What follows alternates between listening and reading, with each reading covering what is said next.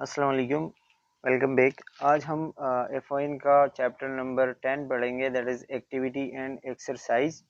इसमें जो इम्पोर्टेंट चीज़ें होंगी जल्दी जल्दी से वो डिस्कस करेंगे। सबसे पहले आपको एक्टिविटी एंड एक्सरसाइज के बारे में बताया जा रहा है। तो जो सिस्टम हम एक्सरसाइज के लिए यूज़ करते हैं, जाहिर है वो हमारा मसल्स होते हैं और हमारा जो स्केलेटल सिस्टम होता है, ठीक है। तो इन दोनों के बारे में हम थोड़ा सा इसकी एनाटॉमी पढ़ेंगे और आपने पढ़ी होगी एनाटॉमी में, लेकिन थोड़ा सा यहाँ पे उसकी जो जस्ट ओवरव्यू है, ठीक है। तो मस्कुलोस्केलेटल सिस्टम इन दोनों को कलेक्टिवली कहते हैं। मस्कुलोस्केलेटल यानी कि मसल्स और बोन्स का जो सिस्टम होगा, इनको कलेक्टिवली हम मस्कुलोस्केलेटल सिस्टम कहते हैं, जिसमें बोन्स आते हैं, कार्टिलेजेस आते हैं, लेगामेंट्स, टेंडन्स वगैरह, ठीक है, और मसल्स, ये सारी चीज़ें आते हैं। और ये सब कुछ हमें मूवमेंट में और बॉडी के स्ट्रक्चर मेंटेन करने में हेल्प करते हैं। अब इसमें जो है, जो टेंडन्स और लेगामेंट्स आपको बताए गए हैं, ये दोनों ऐसे स्ट्रक्चर्स है जो मतलब बोन्स को बोन्स के साथ कनेक्ट करते हैं या फिर मसल्स के साथ कनेक्ट करते हैं। जैसे लेगामेंट्स है, तो ये आपसे पूछा जा सकता है पेपर में कि दो बोन्स जब एक दूसरे के साथ कनेक्ट होते हैं तो इन दोनों के बीच में कोई कोई कनेक्शन है, कोई ऐसे पट्टे वगैरह होते हैं जो इन दोनों को कनेक्ट करती हैं आपस में, ठीक है। तो वो जो लेगामेंट्स है, वो जो चीज़ें हैं उसको हम कहते हैं लेगामेंट्स, ठीक है। और कुछ ऐसी चीज़ें होती हैं जो मसल्स को बोन के साथ कनेक्ट करती हैं, अब वो जो चीज़ें होंगी उसको हम कहेंगे टेंडन्स। तो ये दो चीज़ें आपको बिल्कुल स्टार्ट से याद होनी चाहिए कि लेगामेंट्स और टेंडन्स में क्या फ़र्क होता है। अच्छा, इसी तरीके से ये सारी चीज़ें मिल के हमारी बॉडी को जो है सपोर्ट, मूवमेंट और प्रोटेक्शन में हेल्प करते हैं, और इसी तरीके से बॉडी जो है वो एक्सरसाइज और इन चीज़ों के लिए प्रिपेयर रहती है और मतलब नॉर्मल फंक्शन में रहती है, ठीक है। अच्छा जी, अब इसमें जो है ये दोनों वही बात के सपोर्ट और मूवमेंट देते हैं बॉडी को। इसके अलावा आप देखेंगे तो बॉडी के जितने भी ऑर्गन्स है, यानी कि इंटरनल ऑर्गन, जैसे लंग्स है, हार्ट है, या फिर जितने भी ट्रेकिया वगैरह, ब्रोंकाई, जितने भी इम्पोर्टेंट लंग्स और जितने भी ऑर्गन्स होते हैं, वो सारों सब ऑर्गन्स को प्रोटेक्शन देना भी बोन्स का काम होता है, ठीक है। इसी तरह बॉडी का जो वेट होता है वो भी इसकी वजह से मेंटेन रहता है। बॉडी की जो शेप होती है वो भी मस्कुलोस्केलेटल सिस्टम के थ्रू ही होता है, ठीक है।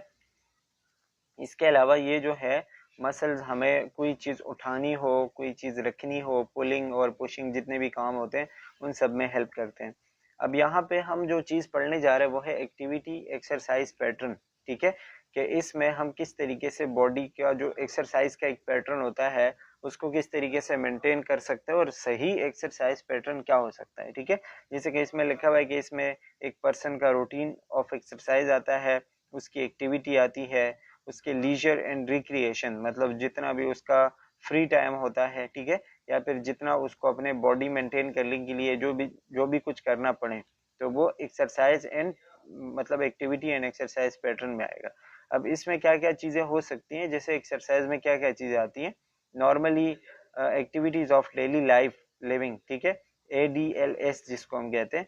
तो इसमें जब भी हम अपने डेली लाइफ की एक्टिविटीज करते हैं तो इसके लिए हमें मतलब एनर्जी चाहिए, और उसके लिए हमें जो है वो डिफरेंट काम करने हैं। जैसे फॉर एग्जांपल अगर हम अपने रोज़मर्रा के काम देखें तो हमने अपनी सफाई का ख्याल रखना होता है, हमने ड्रेसिंग करनी होती है, हमने कुकिंग करनी होती है, शॉपिंग, ईटिंग, वर्किंग, या फिर जितने भी मतलब रोज़मर्रा के काम होते हैं, ठीक है। ये सारी चीज़ें हमारे डेली लाइफ एक्टिविटीज़ में आती हैं। इसी तरह ये सारे काम करना, इसमें आपके स्पोर्ट्स, आपके एक्सरसाइज, आपका जो भी quality and quantity of time and work होता है, ये सारी चीज़ें इसमें आती हैं। अब इसके लिए आपको कुछ टर्मिनोलॉजीज बताई गई हैं जो कि हमने इम्पोर्टेंटली बहुत ज़्यादा याद रखनी है, क्योंकि यही चीज़ें आपसे जो है वो पेपर में पूछी जा सकती है। अच्छा जी, अब इसमें जो टर्मिनोलॉजीज है, सबसे पहले उसमें है मोबिलिटी। मोबिलिटी का आसान अल्फाज में आपने वर्ड याद रखना है मूवमेंट या मोशन, ठीक है। जैसे कि ग्रीन अल्फाज में जो लिखा हुआ है ना, टू मूव और टू बी मूव्ड फ्रीली, यानी एक बंदा जिसकी बॉडी बिल्कुल अच्छे तरीके से मूव कर सकती है, जिस तरीके से वो चाहे उस तरीके से वो घूम फिर सकता है, कोई भी चीज़ उठा सकता है, रख सकता है, उठ सकता है, बैठ सकता है, यानी कि उसकी बॉडी बिल्कुल आसानी के साथ मूव कर सकती है, ठीक है। जैसे इसमें नीचे लिखा है walking, running, bending, rotating joints, जितने भी काम हो रहे हैं बॉडी में मूवमेंट के हवाले से, अगर वो फ्रीली बिल्कुल आराम के साथ हो रहे हैं, दैट इज मोबिलिटी, ठीक है। इसके अलावा जॉइंट मोबिलिटी है। जॉइंट मोबिलिटी के बस साथ आपने जॉइंट ऐड किया, यानी कि जो इंसान के जॉइंट्स होते हैं जब वो फ्रीली एक खास डायरेक्शन में मूवमेंट कर सकेंगे तो इसको हम क्या कहेंगे, जॉइंट मोबिलिटी कहेंगे। ठीक है, आपने अल्फाज पढ़ने, वो मैं जस्ट आपको एक्सप्लेन कर रहा हूँ, आप लोग पढ़ लीजिएगा। इसके अलावा बॉडी मैकेनिक्स, बॉडी की मैकेनिक्स का मतलब क्या होता है, efficient use of the body during activities, यानी कि आप जो भी काम कर रहे हैं, ठीक है, जो भी हैवी काम कर रहे हैं जिसमें आपको कोई एक्सरसाइज या कोई लोड उठाना पड़े या कोई भी इस तरह का काम करना पड़े जिसमें बॉडी की मूवमेंट हो, तो वो आप किस तरीके से प्रॉपरली कर सकते हैं जिसमें आपके बॉडी को कोई नुकसान, बोन्स को, लेगामेंट्स को, मसल को कोई नुकसान ना पहुंचे और आपकी बॉडी बिल्कुल सही तरीके से वो काम करे, इसको हम बॉडी मैकेनिक्स कहते हैं। ठीक है, जैसे कि कोई चीज उठाना, कोई चीज लेके जाना, किसी चीज को धक्का लगाना या अपनी तरफ खींचना। ठीक है, ये सारी चीजें जो है जब आप प्रॉपरली करेंगे और आपको बॉडी मैकेनिक्स का पता होगा तो आपके बॉडी में जैसे कभी पाँव मुड़ जाता है, कभी जो है हाथ में चोट लग जाती है, कभी जॉइंट्स खराब हो जाते हैं, ये सारी चीजें आपको होंगी नहीं। ठीक है, इसीलिए बॉडी मैकेनिक्स का प्रॉपरली होना जरूरी है। अब बॉडी मैकेनिक्स जो है वो किस तरीके से हम प्रॉपरली यूज कर सकते हैं, सबसे पहले मेंटेन प्रॉपर अलाइनमेंट। अलाइनमेंट का मतलब होता है यानी कि आपकी बॉडी बिल्कुल सीधी हो, ऐसा ना हो कि एक टांग पे आप खड़े हुए हैं, ठीक है, या एक जगह पे या एक साइड पे आप टेढ़े हुए हैं, ठीक है, इस तरीके से आपके बॉडी में जो मैकेनिक्स यानी बॉडी का जो मैकेनिक्स होता है वो प्रॉपर रहता नहीं है। तो आपने क्या करना है, keep the back straight too and avoid twisting. आपका जो कमर है, ठीक है, वो आप बिल्कुल स्ट्रेट रखेंगे और मुड़ने से गुरेज करेंगे जिस तरह हम कहते हैं। ठीक है, इसके अलावा use of a wide base of support. ठीक है, बेस ऑफ सपोर्ट यानी कि आपके पांव उस तरह होने चाहिए जिस तरह आपके कंधों के बिल्कुल बैलेंस में होने चाहिए। ठीक है, या उससे थोड़े से ज्यादा। जब आप कोई इस तरह हैवी काम करेंगे तो आपका बेस ऑफ सपोर्ट यानी दोनों पांव के बीच में फासला अच्छा और सही होना चाहिए। अगर आप बहुत कम फासला रखेंगे तो आप किसी भी साइड गिर सकते हैं। ठीक है, इसीलिए आपने अपने बॉडी को बैलेंस रखना है ताकि आपको गिरने का खतरा ना हो। ठीक है, उसी तरह आपने अपने शोल्डर के साथ जो है वो पाँव को बैलेंस करना है। इसके अलावा बेंड एट द नीज, अगर आपको बेंड करना पड़े, नीचे बैठना पड़े, तो आपके नीज के ऊपर यानी कि नीज को बेंड करके मोड़ के आपने जो है वो बैठना है। यूज लेग मसल्स, वही बात क्या, जब आप उठेंगे या बैठेंगे तो आप लेग मसल जो है वो, जो लेग के मसल होते हैं वो आप यूज करें। इसी तरह keep objects close to the body, अगर आप कोई चीज उठा रहे हैं तो आप अपने बॉडी के करीब लेके आए, दूर से उठाने की कोशिश ना करें। ठीक है, यानी आप अपने हाथ लंबे करें, अपने पाँव लंबे करें, उसको उठाने की कोशिश करते हैं तो बॉडी मैकेनिक्स डिस्टर्ब हो जाते हैं। आप बॉडी के करीब लेके आए और उसको फिर उठाएं। ठीक है, तो इसी तरीके से जो स्ट्रेन और जिस तरीके से मोच वगैरह आते हैं ना, वो सारी चीजें नहीं होंगी। यूज असिस्टिव डिवाइसेस, कुछ ऐसी चीज़ें जो कि आपको हेल्प करती हैं जैसे बेल्ट्स वगैरह, कुछ लिफ्ट वगैरह या फिर इस तरह की चीज़ें जो आपको इंजरी से बचाने में हेल्प करते हैं, वो आप ड्यूरिंग मतलब किसी भी वजन उठाने के दौरान जो है आप वो यूज़ कर सकते हैं। इसके अलावा range of motion, range of motion को हम कहते हैं रोम, ROM। ठीक है, इसका मतलब होता है कि आप कितने हद तक अपने हाथ पाँव, अपने जॉइंट जो है वो मूव कर सकते हैं। फॉर एग्जाम्पल हमारा जो नेक है, नेक का जो जॉइंट होता है वो आप किसी भी डायरेक्शन में मूव कर सकते हैं और वो आप देख सकते हैं, आप लेफ्ट राइट और फ्रंट पे देख सकते हैं। ठीक है, लेकिन ये इसका रेंज ऑफ मोशन कहलाता है। जब इसका रेंज ऑफ मोशन डिस्टर्ब हो जाएगा और आप जो है फॉर एग्जांपल राइट साइड पे कोई चोट लगी और आप राइट साइड पे नहीं देख सकते या लेफ्ट साइड पे नहीं देख सकते, ठीक है, तो मतलब आपका रेंज ऑफ मोशन लिमिटेड हो गया, कम हो गया। ठीक है, इसी तरह फॉर एग्जांपल अगर आपका हाथ है तो आप हाथ आगे पीछे कर सकते हैं, लेकिन जब हाथ के जॉइंट में कोई चोट लगे, कोई मसला हो जाए और हाथ उस जगह तक ना पहुंचे जहां तक पहले पहुंच पा रहा था, तो इसका मतलब कि रेंज ऑफ मोशन कम हो रहा है। तो रेंज ऑफ मोशन का मतलब ये होगा द एक्सटेंट और limit to which a part of the body can be moved around a joint. ठीक है, एक जॉइंट के इर्द गिर्द आप अपने किसी भी बॉडी पार्ट को कितना मूव कर सकते हैं, इसको हम क्या कहते हैं, रेंज ऑफ मोशन। अच्छा, इसके अलावा आपको बॉडी अलाइनमेंट्स बताया गया है। बॉडी अलाइनमेंट्स का मैंने आपको बता दिया कि बॉडी के डिफरेंट ऑर्गन्स, डिफरेंट पार्ट्स अपनी जगह पे हो, अपने पोजीशन पे हो, आप टेढ़े मेढ़े नहीं खड़े हुए, आप बिल्कुल सीधे खड़े हुए, तो मतलब आपके बॉडी का पोस्चर, बंदे का जो एक स्टाइल और एक उठने बैठने का जो तरीका होता है वो बिल्कुल प्रॉपर हो, तो मतलब आपके बॉडी का अलाइनमेंट प्रॉपर है, आपकी बॉडी बैलेंस में है। ठीक है, इस चीज को हम पोस्चर कहते हैं, बैलेंस पोस्चर, प्रॉपर पोस्चर यानी कि आप बिल्कुल सही तरीके से उठते बैठते हैं, आपका जो स्टाइल होता है उठने बैठने का वो बिल्कुल प्रॉपर है, ठीक है। इसको हम बॉडी पोस्चर कहते हैं। अब इसमें वही कि आपके शोल्डर सही हो, आपके हेड्स हिप्स और हैंड्स वगैरह, फीट वगैरह, वो सारी चीज़ें प्रॉपर अलाइनमेंट्स में हो तो इसको हम कहते हैं। इसका मतलब क्या होता है, सिंपली यही बताया गया है कि आपके जब सेंटर ऑफ ग्रेविटी यानी कि जहाँ आप उठते बैठते हैं तो आपकी बॉडी का जो सेंटर है वो बिल्कुल बीच में आ रहा हो, यानी कि किसी एक साइड पे वजन ज्यादा ना हो रहा हो, तो मतलब सेंटर ऑफ ग्रेविटी बिल्कुल प्रॉपर है, ठीक है। इसके अलावा बेस ऑफ सपोर्ट मैंने आपको बता दिया, दो यानी कि दोनों पाँव के बीच में जो फासला है उसको हम कहते हैं बेस ऑफ सपोर्ट। तो जब ये दोनों चीजें बिल्कुल सही होंगी, नॉर्मल होंगी, तो आपकी बॉडी बैलेंस में रहेगी, ठीक है। अच्छा, ये वही आपको बताया कि उठते बैठते आप इन चीजों का ख्याल रखेंगे तो आपका बॉडी अलाइनमेंट प्रॉपर होगा और बैलेंस मेंटेन रहेगा, ठीक है। जैसे यहाँ पे आपको बताया है, ये जो पिक्चर्स है पुअर पोस्चर और गुड पोस्चर का आपको बताया गया है, ठीक है। अगर आप एक साइड पे होंगे, आगे जाएंगे पीछे जाएंगे, ठीक है, तो आपका पोस्चर डिस्टर्ब होगा। लेकिन अगर आप बिल्कुल सीधे हैं, खड़े हुए हैं, बैठे हुए हैं, ठीक है, इसको हम कहते हैं गुड पोस्चर। अच्छा, अब principle of gravity that affect balance, वही बात कि जो जो चीज़ें आपके बॉडी के बैलेंस को डिस्टर्ब कर सकती हैं, तो मैंने आपको बता दिया कि क्या क्या चीज़ें हो सकती हैं। यानी कि अगर आप इन चीज़ों का ख्याल रखेंगे तो आपको कोई गिरने का खतरा नहीं होगा, आपकी बॉडी स्टेबल रहेगी। जैसे कि सेंटर ऑफ ग्रेविटी की हमने बात की, यानी कि वो पॉइंट जहाँ से बॉडी का मास इक्वली हर पॉइंट पे डिस्ट्रीब्यूट हो, किसी एक पॉइंट पे ज्यादा ना हो, ठीक है। जैसे हम बैठते हैं तो हम अपने हिप्स के ऊपर बैठते हैं, ठीक है, तो ये बॉडी का सेंटर ऑफ मास हो जाएगा। या अगर आप खड़े होते हैं तो आपका बेस ऑफ सपोर्ट जो है वो पाँव के बीच में होगा, तो वो आपका बिल्कुल जो उसके बीच का एरिया होगा ना, यानी आप अपने बॉडी से बीच में एक इमेजिनरी लाइन पास करेंगे तो वो सेंटर ऑफ ग्रेविटी कहलाएगा, ठीक है। इस तरह लाइन ऑफ ग्रेविटी जो बताया गया है कि लाइन ऑफ ग्रेविटी यानी आगे ये जो लिखा हुआ है आप देखेंगे कि बिल्कुल बीच में से जो रेड कलर की लाइन पास हुई है ये आपकी लाइन ऑफ ग्रेविटी, जिसके दोनों साइड पे इक्वली वेट और बॉडी के सारे इक्वली पार्ट्स डिस्ट्रीब्यूट हो, इसको हम लाइन ऑफ ग्रेविटी कहते हैं। नीचे आपको बेस ऑफ सपोर्ट बताया गया है, ठीक है, ये आप देख सकते हैं, और सेंटर ऑफ ग्रेविटी बताया गया है। अच्छा, अब ये इसके बाद जो चीजें समझनी थी वो हमने यहाँ पे समझ ली। थोड़ी बहुत चीजें आगे जो हो सकती हैं वो मैं आपको बताऊंगा। बाकी जो चीजें हैं जो अभी हम देखेंगे ये बिल्कुल नॉर्मल आम बातें हैं जो हर बंदे को पता होती है, ठीक है। जैसे कि रेगुलर एक्सरसाइज से हमारा ओवरऑल फिजिकल फिटनेस मेंटेन रहता है, ये तो हमें पता है, ठीक है। इसके अलावा मसल जो है वो अच्छे होते हैं, हार्ट सही से काम करता है, और वेट जो है वो मैनेज रहता है, बढ़ता या कम होता नहीं है, ठीक है। इसके अलावा जो है वो कैलोरीज एनर्जी खर्च होती हैं तो हम वो ही एनर्जी हमारी बॉडी को एक्टिव रखती है, हमारा मेटाबॉलिज्म इंक्रीज होता है, ठीक है। और एक्सरसाइज की वजह से जो है वो एंडोर्फिन एक किस्म का हार्मोन होता है जो रिलीज होता है और उससे हम अच्छा फील करते हैं। मतलब ये एक ऐसा हार्मोन है जो बंदे का मूड स्टेबल करवाता है, ठीक है। एंजाइटी से, डिप्रेशन वगैरह से हम दूर रहते हैं।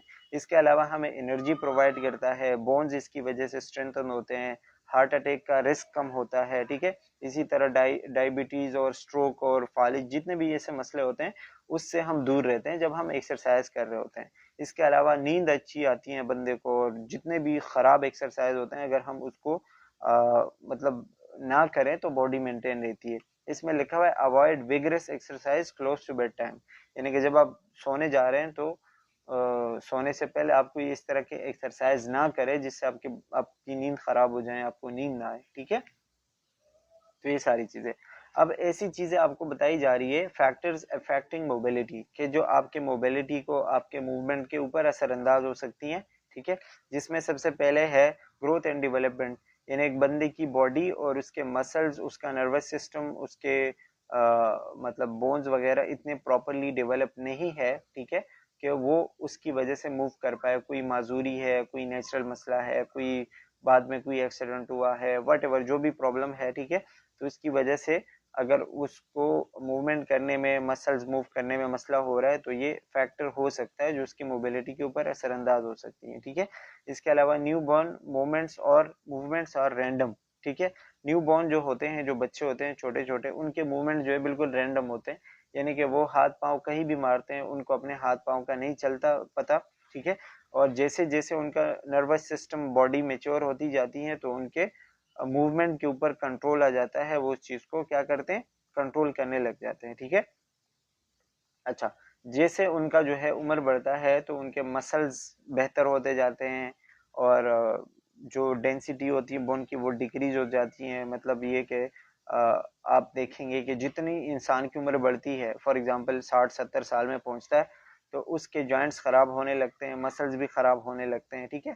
लेकिन जब जवान होता है तो वो सारी चीज़ें बेहतर होती हैं, बच्चा होता है तो उतने डेवलप नहीं होते। तो इसी तरह फेज बाय फेज जो है वो चीज़ें चलती रहती है। उसके जॉइंट जो है वो फ्लेक्सिबिलिटी कम हो जाती है, बोन मास खराब हो जाता है। स्पेशली फीमेल में जो है ऑस्टियोपोरोसिस एक मसला होता है। ऑस्टियोपोरोसिस बोन्स के वीक होने को हम कहते हैं। ये आप आगे जब आगे के सेमेस्टर में जाओगे तो पढ़ोगे, आपको क्लियर हो जाएगा। अभी इसके ऊपर आपको इतना डिटेल जानने की जरूरत नहीं है, आप अपने उससे हट जाओगे, ठीक है। इसी तरीके से डिफरेंट मसले हेल्थ के साथ होते हैं। अच्छा, फिजिकल हेल्थ, अगर किसी बंदे का फिजिकल हेल्थ सही नहीं है तो वो उसकी मोबिलिटी खराब होगी। फॉर एग्जांपल उसको किसी मसल का या बोन्स का मसला है, जैसे कि अर्थराइटिस आप लोगों ने पढ़ा होगा, जॉइंट्स का जो मसले होते हैं, ठीक है। किसी को स्पाइनल कॉर्ड का मसला होता है, किसी को हाथ पांव का मसला होता है, किसी को स्ट्रोक फालिज की बीमारी होती है, किसी को दूसरी बीमारियां जैसे पार्किंसन डिजीज लिखा हुआ है इसमें, ये मसल का एक डिसऑर्डर होता है, आगे पढ़ोगे, ठीक है। किसी को जो है वो चेस्ट के मसले, हार्ट के मसले, इधर उधर के बहुत सारे प्रॉब्लम जो फिजिकल हेल्थ में आते हैं, ठीक है, और इसकी वजह से मोबिलिटी खराब हो सकती है। अच्छा जी, इसके अलावा न्यूट्रिशन, न्यूट्रिशन में अगर आपका खाना सही नहीं है, आपके बॉडी में आपके खाने में जो है वो न्यूट्रिएंट्स की कमी है, आपको विटामिन डी की कमी है तो बोन्स खराब होंगे, ठीक है। इसी तरह मसल्स खराब होंगे। अगर ओबेसिटी है यानी कि बंदा बहुत ज़्यादा मोटा है तो उसकी वजह से भी जॉइंट्स खराब हो सकते हैं, वो मूवमेंट नहीं कर पाता। अगर कैल्शियम की कमी है तो वही बोन्स वगैरह वीक होते। तो न्यूट्रिशन की कमी की वजह से भी मूवमेंट के ऊपर असरअंदाज बहुत सारी चीज़ें हो सकती है। इसके अलावा पर्सनल वैल्यूज एंड एटीट्यूड, यानी कि बहुत सारी चीज़ें जो लोग अपने रेगुलर एक्सरसाइज करते हैं तो उनको पता होता है कि मेरी बॉडी की मेरे लिए क्या कीमत है, ठीक है। ये सारी चीज़ें जो उसके पर्सनल वैल्यूज होती हैं, या फिर कुछ लोग जो है अपने आप को अट्रैक्टिव बनाने के लिए बहुत ज़्यादा एक्सरसाइज करते हैं, बॉडी को बेहतर बनाते हैं, ठीक है। जो कि एक नेचुरल चीज़ है, हर कोई यही चाहता है कि मैं अट्रैक्टिव लगूं, मेरी बॉडी अच्छी हो और मैं जो है सबसे अलग हूँ, ठीक है। तो ये पर्सनल वैल्यू एटीट्यूड जो है ये भी मोबिलिटी के ऊपर कभी कभी असरअंदाज हो सकती है। अच्छा, कुछ एक्सटर्नल फैक्टर जैसे कि कोई बीमारी, फॉर एग्जांपल टेम्परेचर बहुत ज़्यादा गर्मी है या बहुत ज़्यादा सर्दी है, तो उस सिचुएशन में बंदे से एक्सरसाइज नहीं होती, ठीक है।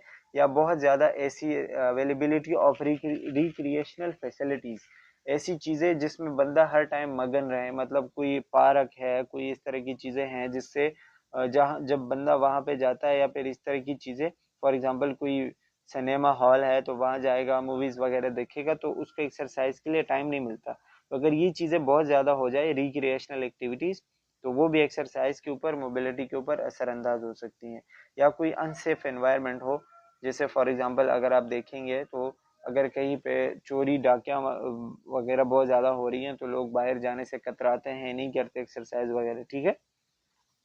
तो ये, इसके अलावा प्रिस्क्राइब लिमिटेशन, यानी कि कोई भी ऐसा मसला, मेडिकल मसला जिसमें क्या कहते हैं कि बहुत ज़्यादा मूवमेंट ना करना पड़े, बेड रेस्ट चाहिए हो, ठीक है। फॉर एग्जांपल ऐसा कोई पेशेंट है जिसको पाँव का मसला है, पाँव उसका टूट गया है तो उसको रेस्ट ही करना होता है, ठीक है। और ऐसी चीज़ें जिसमें मरीज को ज़्यादा मूवमेंट नहीं करनी है, जैसे सीढ़ियाँ नहीं चढ़नी, ठीक है, या ज़्यादा घूमना फिरना नहीं है किसी भी बीमारी में, तो इसमें ये भी एक चीज़ हो सकती है जो असरअंदाज हो सकती है। अच्छा जी, इसके अलावा effects on off immobility on human body, यानी कि जब कोई बंदा जो है मूव नहीं करेगा, एक्सरसाइज वगैरह नहीं करेगा, तो उसकी बॉडी पर क्या असरअंदाज, क्या क्या मतलब असर हो सकते हैं, क्या मसले हो सकते हैं उसको, ठीक है। सबसे पहले इमोबिलिटी का आपको बताया कि जिस तरह हमने मोबिलिटी पढ़ा तो उसमें हमने मूवमेंट मोशन के बारे में पढ़ा। इमोबिलिटी उसको उल्टा कर लो, यानी कि जब कोई बंदा फिजिकल एक्टिविटीज नहीं कर रहा, मूवमेंट नहीं कर रहा, इसको हम क्या कहेंगे, इमोबिलिटी, ठीक है। अब जब ये इमोबाइल होगा, यानी कि वो जब मूवमेंट नहीं करेगा, तो इसको क्या क्या मसले हो सकते हैं। सबसे पहले उसके मस्कुलर स्केलेटल सिस्टम में मसले आ सकते हैं, जैसे उसके मसल्स खराब हो सकते हैं। एट्रोफी, एट्रोफी का मतलब होता है किसी चीज का सिकुड़ जाना, खराब हो जाना, ठीक है। तो जब कोई बंदा मूवमेंट नहीं करता तो उसके मूवमेंट ना करने की वजह से उसके मसल्स एट्रोफी, खराब होने लगते हैं, ज़ाया होने लगते हैं, ठीक है। और रेगुलर एक्सरसाइज की वजह से उसके मसल की जो मजबूती है, जो स्ट्रेंथ है, वो खराब हो जाती है, ठीक है, जिसकी वजह से वो आगे जाके उसको मसल और जॉइंट्स के डिफरेंट मसले होते हैं। जॉइंट स्टिफनेस लिखा हुआ है, जॉइंट स्टिफनेस का मतलब ये होता है कि जॉइंट्स जो नॉर्मली हम मूव करते हैं फ्लेक्सिबल होते हैं, ठीक है, मूव करते रहते हैं उसको, तो जब हम कोई एक्सरसाइज नहीं करेंगे तो जॉइंट जो है वो सख्त होने लगते हैं और फिर हम उसको ज्यादा मूव नहीं कर पाते, ठीक है। इस चीज को हम कहते हैं जॉइंट स्टिफनेस। इसके अलावा कार्डियोवास्कुलर सिस्टम पर क्या क्या क्या असरात हो सकते हैं अगर हम मूवमेंट नहीं करेंगे, एक्सरसाइज नहीं करेंगे, तो कार्डियोवास्कुलर सिस्टम की जो फिटनेस है, यानी कि जिस तरीके से वो प्रॉपरली काम कर रहा होता है, वो मसले हो जाते हैं, ठीक है। रेगुलर एक्सरसाइज ना करने की वजह से हार्ट को ज्यादा काम करना पड़ता है ब्लड पुश करने में, यानी हार्ट को ज्यादा मेहनत करनी पड़ेगी, तो जिसकी वजह से हार्ट अटैक हो सकता है, कार्डियक आउटपुट में मसले आ सकते हैं, सर्कुलेशन में डिफरेंट प्रॉब्लम्स हो सकती है, ठीक है। या फिर कभी कभी ब्लड क्लॉट्स, जैसे कि नीचे लिखा हुआ है increase risk of blood clot, ठीक है। ब्लड क्लॉट का मतलब होता है कि हर कोई चीज जिससे हमारे ब्लड वेसल्स बंद हो सकते हैं, ठीक है। तो कुछ ऐसी चीजें हो सकती हैं, ऐसे मसले हो सकते हैं जिसकी वजह से जो खून की रगें होती हैं वो बंद हो सकती हैं। फॉर एग्जांपल कोई बंदा जो है वो बहुत ज़्यादा टाइम तक इमोबाइल है, नहीं पड़ा मतलब एक्सरसाइज नहीं कर रहा होता, एक ही जगह पे पड़ा रहता है, तो उसके ब्लड वेसल्स में एक मसला आता है जिसको हम कहते हैं डीवीटी, डीप वेन थ्रोम्बोसिस, यानी कि वेन्स का जाम हो जाना, वहाँ पे क्लॉट का आना, इसको हम डीप वेन थ्रोम्बोसिस कहते हैं, ठीक है। जिसकी वजह से ब्लड फ्लो जो है वो ख़राब हो जाता है, ब्लड प्रॉपरली एक जगह पे जाता नहीं है और आगे जाके हार्ट अटैक और फालिज वगैरह के डिफरेंट प्रॉब्लम्स हो सकती हैं। इसके अलावा रिस्पायरेटरी सिस्टम में आप देखेंगे तो जब एक्सरसाइज नहीं करेंगे तो लंग्स का जो काम है वो ख़राब हो जाता है, बंदा प्रॉपरली ब्रीदिंग नहीं कर पाता, उसको बहुत ज़्यादा गहरी सांस लेनी पड़ती है, ठीक है, बहुत शेलो ब्रीदिंग जिसको हम कहते हैं। और इसके अलावा निमोनिया और एटेलेक्टेसिस, ये लंग्स की एक बीमारी होती है जिसमें लंग्स जो है सिकुड़ जाते हैं, ठीक है। इस तरीके के मसले उसको हो सकते हैं। और रिस्पायरेटरी इन्फेक्शन, जैसे कि आपने अस्थमा और इस तरह फ्लू और निमोनिया और बहुत सारे नाम सुने होंगे, तो वो हो सकते हैं रिस्पायरेटरी इन्फेक्शन की वजह से, ठीक है। जैसे कि खांसी होती है, कफ रिफ्लेक्सेस, या फिर जो है वो बलगम वगैरह आने लगता है, और अंदर रिस्पायरेटरी सिस्टम के काफ़ी सारे प्रॉब्लम्स हो सकते हैं। इंटेगुमेंट्री सिस्टम, इंटेगुमेंट्री सिस्टम आप लोगों ने पढ़ा हुआ है, जिसमें हेयर, स्किन और नेल्स वगैरह आते हैं। तो अगर हम मूवमेंट नहीं करेंगे, एक जगह पे पड़े रहेंगे, तो स्किन खराब हो सकती है, बेड सोर वगैरह आप लोगों ने पढ़ा होगा, ठीक है, ये सारी चीज़ें हो सकती है। मेटाबॉलिक एक्टिविटीज़, मेटाबॉलिज्म हमारा कम हो सकता है। जब मेटाबॉलिज्म कम होगा, प्रॉपरली मेटाबॉलिज्म नहीं होगी, तो इसकी वजह से क्या होगा, बॉडी में फैट्स जमा होने लगेंगे, बॉडी का वेट गेन होगा, यानी बंदा मोटा हो जाएगा, ठीक है। स्केलेटल सिस्टम जो है वही बोन्स वगैरह खराब हो जाएंगे। और ऑस्टियोपोरोसिस जो हमने पढ़ा कि बोन्स का वीक हो जाना, अंदर से खोखला बन जाना, ठीक है, ये सारी चीज़ें हो सकती है। और ससेप्टेबल टू फ्रैक्चर, यानी कि बहुत आसानी के साथ वो टूट सकते हैं, ठीक है। तो जब ये सारी चीज़ें नहीं होंगी तो डिफरेंट प्रॉब्लम। इसके अलावा साइकोलॉजिकल इफेक्ट्स, बंदे को डिप्रेशन, एंजाइटी की तरफ लेके जा सकता है। जब कोई बंदा एक्सरसाइज नहीं कर रहा होता, घूम फिर नहीं रहा होता, ठीक है, और एक ही जगह पे पड़ा रहता है, तो उसको डिफरेंट फीलिंग्स, यानी कि डिप्रेशन, एंजाइटी की तरफ जा सकता है। उसको अपना आप ऐसे मतलब एक अलग सा लगता है दुनिया से, ठीक है, और कोई भी उसको उसकी कंट्रीब्यूशन नहीं होती किसी सोसाइटी में, ठीक है। इसके अलावा डिक्रीज कॉग्निटिव फंक्शन, यानी कि दिमागी तौर पर वो कमज़ोर हो जाता है। जितना एक बंदा नॉर्मली वर्क कर रहा होता है तो उसका दिमाग चलता है, एक्टिव रहता है, तो दिमाग प्रॉपरली काम कर रहा होता है। जब कोई बंदा एक ही जगह पे पड़ा हुआ है, एक ही एनवायरनमेंट में है और मोबाइल नहीं है, यानी कि मूवमेंट नहीं कर रहा होता, तो उसके दिमागी जो एक्टिविटीज़ होती हैं वो कम हो जाती हैं। डिक्रीज मेंटल अलर्टनेस, यानी कि एक्टिवली वो काम नहीं कर रहा होता, मेमोरी उसकी ख़राब हो जाती है, जो है वो उसको कोई चीज़ याद नहीं रहती, किसी चीज़ पे वो तवज्जो नहीं दे पाता। ये सारी चीज़ें कॉग्निटिव डिसफंक्शन में आती हैं। तो ये डिफरेंट प्रॉब्लम्स है जो मूवमेंट ना करने की वजह से, यानी कि इमोबिलिटी की वजह से हो सकती है। ओके, अच्छा, अब यहाँ पे आपको कुछ चीज़ें बताई गई है और ये चीज़ें बहुत ज़्यादा इंपॉर्टेंट है जो आपसे पेपर में डेफिनेटली पूछेंगे, इसका तो बिल्कुल सवाल आएंगे, ठीक है। और जो मैंने नोट्स वगैरह बनाए थे उसमें ये चीज़ें हैं, उसमें क्लियरली है, तो देख लीजिएगा जिन्होंने वो नोट्स बाय किए हुए। अच्छा, सबसे पहले कैरेक्टरिस्टिक्स ऑफ नॉर्मल मूवमेंट, यानी कि एक बंदा जो नॉर्मली है, नॉर्मल बिल्कुल मूवमेंट कर सकता है, उसके बॉडी में हम कुछ जैसे ये हम देखेंगे ना, जब आप आगे जाके पढ़ोगे तो आप बहुत सारी चीज़ों के साथ आपका सामना होगा और आपको दोबारा वो चीज़ें एक्सप्लेन नहीं होंगी, क्योंकि आप लोगों ने फर्स्ट सेमेस्टर सेकंड सेमेस्टर में पढ़ी हुई होंगी, ठीक है। तो ये जो चीज़ें होंगी ये आपको दोबारा एक्सप्लेन नहीं करते, बस आपको बताया जाएगा फ्लेक्शन है, एक्सटेंशन है, एबडक्शन है, ये सारी चीज़ आपको बताई जाएगी। आपको कभी भी इसको दोबारा एक्सप्लेन नहीं किया जाएगा, तो अभी से आपको ये चीज़ें याद रखनी है।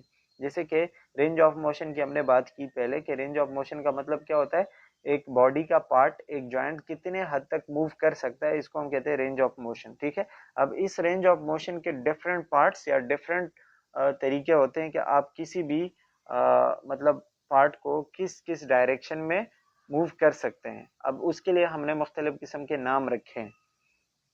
जैसे कि फ्लेक्शन में आप देखेंगे तो फ्लेक्शन में आपको क्या बताया जा रहा है कि इसमें आप बेंड करेंगे, ठीक है। जैसे आपका हाथ सीधा होता है और आप उसको बेंड करते हो, अपने कंधे की तरफ लेके आते हो, इसको हम क्या कहते हैं, फ्लेक्शन। फॉर एग्जांपल ये जो पिक्चर है, पिक्चर में यहाँ पे तो ज़्यादा क्लियरली नहीं दिखाया गया, लेकिन जब आप हाथ को ऊपर की तरफ लेके आते हो, सीधा करके वापस ऊपर की तरफ लेके आते हो, इसको हम क्या कहते हैं, इसको हम कहते हैं फ्लेक्शन। जैसे इसमें आप देखेंगे ना, फ्लेक्शन ऊपर की तरफ लेके गया है, तो एड इज फ्लेक्शन, ठीक है। दूसरा एक्सटेंशन, एक्सटेंशन या एक्सटेंड का मतलब होता है बिल्कुल सीधा करना। तो जब आप हाथ बिल्कुल सीधा करते हो, ठीक है, जैसे पिक्चर में आप देखेंगे, तो इसको हम क्या कहते हैं, इसको हम कहते हैं एक्सटेंशन। जैसे कि बिल्कुल ये हाथ आपका सीधा है, दैट इज एक्सटेंशन, ठीक है। दूसरा है एबडक्शन। एबडक्शन आप देखेंगे, हाथ को बॉडी से दूर लेके जाना या पाँव को दूर लेके जाना, ठीक है। बॉडी का कोई भी पार्ट जब आप उसको बॉडी से दूर लेके जाते हो, एट इज एबडक्शन, ठीक है। और अगर पास लेके आते हो तो इसको हम एडक्शन कहते हैं। एडक्शन, एबडक्शन, आपने ये दो चीजें याद रखनी है। इसके अलावा रोटेशन, रोटेशन का तो आपको पता है, कोई चीज घुमाना, ठीक है। आप हाथ घुमाते हो, ठीक है, ऊपर से नीचे, नीचे से ऊपर, ये रोटेशन कहलाता है। और इसके अलावा सरकमडक्शन, सरकमडक्शन सर्कल, यानी आप हाथ सर्कल में, पाँव सर्कल में घुमाते हो, ठीक है, मतलब एक सर्कल वाइज उसको घुमा रहे हो, दैट इज सरकमडक्शन। तो ये कुछ 4-5 नहीं, ज्यादा है, 5-6 जो है वो कुछ मतलब रेंज ऑफ मोशंस है जो कि आपने याद रखनी है, और ये बहुत ज्यादा इंपॉर्टेंट है, ठीक है, पेपर में डेफिनेटली पूछेंगे। इसके अलावा कोऑर्डिनेशन, कोऑर्डिनेशन का मतलब ये कि आपके मसल्स सही तरीके से एक दूसरे के साथ काम करें। आप अगर चलना चाह रहे हैं तो आप चल पा रहे हैं, ठीक है, इस चीज को हम कहेंगे कोऑर्डिनेशन। अगर आप चलना चाह रहे हैं और आप नहीं चल पा रहे हैं, ठीक है, आपके पाँव में मसला है, हाथ में मसला है, आप मूव नहीं कर पा रहे, तो मतलब आपके बॉडी में कोऑर्डिनेशन नहीं है, ठीक है। तो कोऑर्डिनेशन का होना लाजमी है। इसके अलावा strength and endurance, strength and endurance का मतलब ये होता है कि आपके मसल्स आपके कंट्रोल में हो, आप जो है किसी रेजिस्टेंस के खिलाफ जो है वो मूव कर सकते हो, यानी आपके मसल्स के ऊपर जितना प्रेशर पड़ रहा है तो आप उसको यूज करके आगे जा सकते हैं, ठीक है। अच्छा, इसके अलावा पोस्टरल स्टेबिलिटी, पोस्टरल स्टेबिलिटी का मतलब ये होता है कि आप बिल्कुल आसानी के साथ उठ सकते हैं, बैठ सकते हैं, आपका जो बॉडी का बैलेंस है वो मेंटेन रहे, पोस्चर मेंटेन रहे, ठीक है। और बॉडी का जो अलाइनमेंट, जो पहले हमने जितनी सारी चीजें पढ़ी, वो बैलेंस में हो, एक्टिव हो और बिल्कुल इक्विलिब्रियम में हो, इसको हम पोस्टरल स्टेबिलिटी कहते हैं, ठीक है। Smoothness and fluidity, smoothness and fluidity मतलब आप जब आप जा रहे हो तो आप बिल्कुल स्मूथली जाएं, आपके बॉडी में कहीं दूर से कोई प्रॉब्लम नजर ना आए, जैसे बंदा लंगड़ा लूला जा रहा हो, ठीक है, तो ये स्मूथनेस नहीं है, ठीक है, कोऑर्डिनेशन नहीं है, तो ये चीज होनी चाहिए। Movements are divided of jerky and uncontrolled motion, कि आप कोई झटके नहीं लगा रहे हो, ठीक है, आपके मूवमेंट अनकंट्रोल नहीं है, ये सारी चीजें अगर है आपके बॉडी में तो आप स्मूथनेस और फ्लूइडिटी में हैं। लेकिन अगर आप ऐसे चल रहे हैं जैसे कोई माजूर बंदा जा रहा हो या कोई मसला हो, ठीक है, तो मतलब स्मूथनेस नहीं है, और ये चीज मतलब वो डिसेबिलिटी की तरफ जा रही होती है, ठीक है। इसके अलावा types of range of motion आपको बताया गया है, जैसे पैसिव रेंज ऑफ मोशन, जिसको हम पी रोम कहते हैं, ठीक है।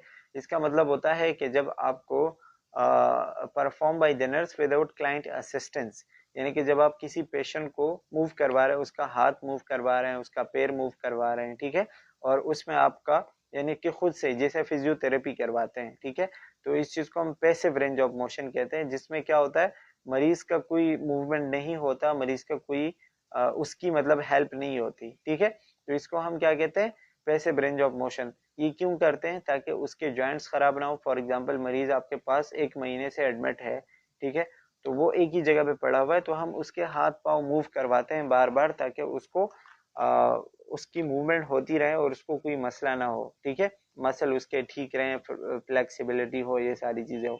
इसके अलावा एक्टिव रेंज ऑफ मोशन, जिसको हम एरोम कहते हैं, इसमें हम क्या करते हैं, मरीज से जो है वो खुद मूवमेंट करवाते हैं, यानी मरीज को कहते हैं कि भाई एक चक्कर लगा के आ जाओ, ठीक है, वार्ड में उसको घुमाते फिराते हैं ताकि उसके मसल्स चलते रहें, उसके बोन्स चलते रहें, इसको हम एक्टिव रेंज ऑफ मोशन कहते हैं। इसके अलावा active assistive range of motion, जिसको हम कहते हैं, ठीक है, जिसमें हम मरीज को घुमाते हैं, यानी मरीज खुद ही चलता है लेकिन साथ में हम असिस्ट कर रहे होते हैं, यानी कि हम भी चल रहे होते हैं ताकि उसको कोई मसला हो तो उसके लिए हम वहाँ पे हो, ठीक है। सो और ये उन्हीं पेशेंट्स में किया जाता है जो ज्यादा घूम फिर नहीं सकते, जो लिमिटेड हो, ठीक है, उसमें हम जो है ये चीज करते हैं। अच्छा जी, इस तरह आपको पेशेंट पोजीशनिंग बताई गई है। पेशेंट पोजीशनिंग बहुत ज़्यादा इम्पोर्टेंट है, और ये चीज़ें भी वही जो मैंने पहले बात की कि आपको रिपीट होंगी बार बार, ठीक है। जैसे आपको बताया जाएगा कि पेशेंट को सुपाइन पोजीशन में लेटा दो, तो आपको पता होना चाहिए कि सुपाइन पोजीशन क्या है, ठीक है। ये आपको फॉलर पोजीशन का बताया जाएगा, और मैं इसको एक्सप्लेन नहीं कर रहा, आप बस पिक्चर को देखते जाएं, और अगर आपको ज़्यादा डिटेल चाहिए तो आप ये पिक्चर देख सकते हैं, और इस साथ जो डिटेल लिखी हुई है वो आप देख सकते हैं, ठीक है। जैसे सुपाइन पोजीशन का मतलब होता है, या इसको हम डॉर्सल रिकम्बेंट पोजीशन भी कहते हैं, जब मरीज बिल्कुल सीधा लेटा हुआ कमर के बल पे, ठीक है, इसको हम क्या कहते हैं, सुपाइन पोजीशन। दूसरा होता है फॉलर। फॉलर पोजीशन, जिसमें हम मरीज का जो हेड होता है, यानी उसकी जो कमर होती है, उसको तकरीबन 40 to 60 डिग्रीज ऊपर करवाते हैं, थोड़ा सा उसका जो है वो सर ऊपर की तरफ लेके आते हैं, इसको हम कहते हैं फॉलर। पिक्चर में आप देख सकते हैं। अच्छा, इसके अलावा अर्थोपनिक। अर्थोपनिक या इसको हम ट्राईपॉड कहते हैं, यानी मरीज जब बिल्कुल सीधा नहीं लेट सकता, ठीक है, तो उसको हम क्या करते हैं, या फॉलर में नहीं लेट सकता, तो उसको हम अर्थोपनिक पोजीशन में लेटा देते हैं, जिसको हम आगे कुछ रख के, जैसे आप क्या करते हैं कि जब क्लास में बंदा ना चेयर के ऊपर अक्सर सर रख के सो जाता है, तो इसको हम अर्थोपनिक पोजीशन कह सकते हैं। तो इसी तरीके से प्रोन में बिल्कुल उल्टा लेटा दिया जाता है, इसको हम प्रोन पोजीशन कहते हैं। लेटरल में साइड साइड पे लेटा होता है, ठीक है ना, यानी एक साइड पे लेटते हैं जैसे नॉर्मली हम करते हैं। सिम्स या सिमी प्रोन। सिमी प्रोन यानी कि बिल्कुल उल्टा भी नहीं है, थोड़ा सा जो है वो उल्टा होता है, जैसे पिक्चर में आप देखेंगे, ठीक है। अच्छा, लिथोटमी, जो मतलब उसके पाँव ऊपर की तरफ है और नीस के पोजीशन पे आपने उसको बेंड किए हुए, इसको हम लिथोटमी कहते हैं। ट्रेंडलबर्ग जो है, इसमें सर नीचे की तरफ होता है, पाँव ऊपर होते हैं, ठीक है, यानी आप उसको बिल्कुल थोड़ा सा टेढ़ा करके उसको लिटा देते हो, ठीक है। इसके अलावा रिवर्स ट्रेंडलबर्ग जो है, आप उसमें सर ऊपर करते हैं, पाँव नीचे करते हैं, और उसको इस तरह एक काइंड ऑफ टाइप मतलब बांधते हैं ताकि वो ऊपर ना आए या नीचे ना आए, ठीक है। अच्छा, नी चेस्ट पोजीशन, यानी कि जो नीज होते हैं, ठीक है, घुटने होते हैं, वो चेस्ट के साथ लग रहे होते हैं, ऐसे आपने उसको लेटाना होगा, इसको हम नी चेस्ट पोजीशन कहते हैं। जैक नाइफ, जैक नाइफ आप देख सकते हैं अजीब तरह का लेटाया हुआ है। और किडनी पोजीशन, किडनी पोजीशन में मतलब मरीज को किडनी के पोजीशन पे आपने थोड़ा सा ट्विस्ट करना है, ठीक है। और ये जो सारे पोजीशंस होते हैं, ये उसमें होते हैं, मतलब जो हॉस्पिटल के बेड होते हैं वो इसी तरीके से मूव कर सकते हैं, और इसमें डिफरेंट चीज़ें होती हैं जॉइंट्स टाइप के, तो वो इसी तरीके से इधर उधर हो सकते हैं। अच्छा, ये डिफरेंट कंडीशन पे डिपेंड करते हैं कि मरीज के बीमारी के ऊपर डिपेंड करते हैं कि वो किस बीमारी के साथ है, ठीक है, तो उसी पोजीशन में फिर उसको लेटाना लाजमी होता है। अच्छा, इसके अलावा आपको कुछ असिस्टिव डिवाइसेस बताई गई हैं जो मरीज को सपोर्ट एंड मूवमेंट में हेल्प करते हैं, जैसे कि क्रचेस बताए गए हैं, ठीक है, जो नॉर्मली हम यूज़ करते हैं, जो कोई बंदा जिसके पाँव का मसला हो, माजूर हो, या पाँव टूट गया हो, ठीक है, तो उसमें वो क्रचेस यूज़ करता है। ये एक होते हैं, अक्सर एक होता है या दोनों होते हैं, ज़्यादातर तो दो होते हैं, ठीक है।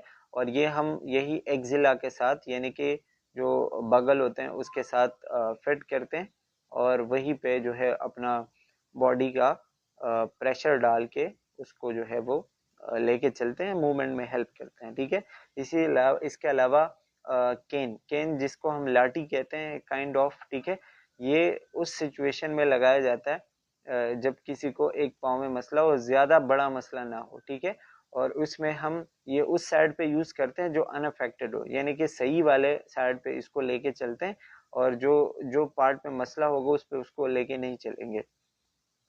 ओके, नंबर 3 जो है वो है वॉकर।